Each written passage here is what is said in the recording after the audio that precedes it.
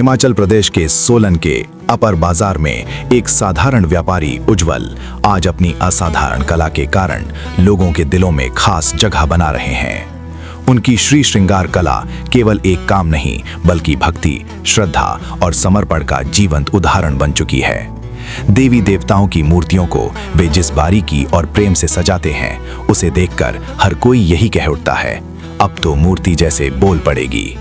उज्जवल खासतौर पर लड्डू गोपाल, गणपति और माता रानी की मूर्तियों को दिव्य रूप देते हैं।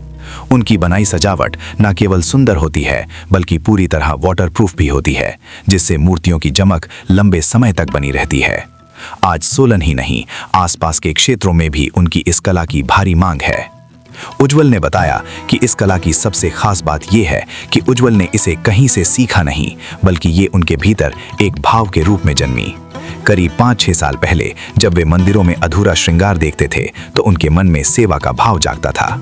उन्होंने इसे मेकअप नहीं बल्कि श्री श्रृंगार नाम दिया, क्योंकि उनके अनुसार भगवान की सेवा साधारण नहीं बल्कि दिव्य होती है। मेरा नाम उज्जवल है जी और मैं सोलन का एक व्यापारी हूँ।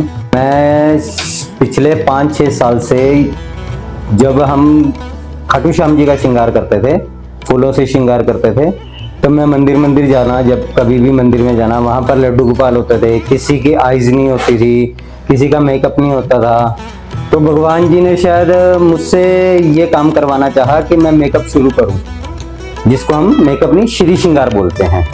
श्री श्रृंगार मतलब एक अर्थ हो गया कि हम श्रृंगार कर रहे हैं भगवान का, श्री का श्रृंगार कर रहे हैं। तो उसको मेकअप तो इंसान करता है ना, और हम तो श्री श्रृंगार कर रहे हैं। तो मैं मूर्तियों का मेकअप करता हूँ, जैसे लड्डू गोपाल हो गए, गणपति हो गए, माता रानी की हर मूर्ति का मेकअप का श्रृंगार करता हूँ। तो हम उसको श्री श्रृंगार बोलते हैं। तो हमारा वाटर प्रूफिंग श्रृंगार होता है। तो जो हम श्रृंगार करते हैं ना, लोग खुद बोल के जाते हैं कि अब लगता है कि मूर्ति खुद बोलने लगी है।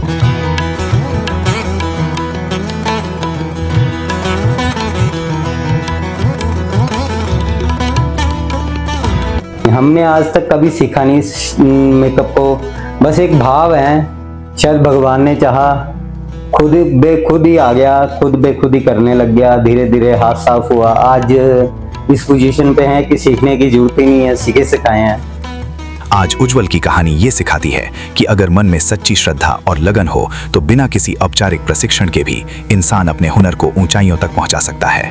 उनका सफर इस बात का जीता जागता प्रमाण है कि जब काम में भक्ति जुड़ जाती है तो वो केवल पेशा नहीं बल्कि प्रेरणा बन जाता है।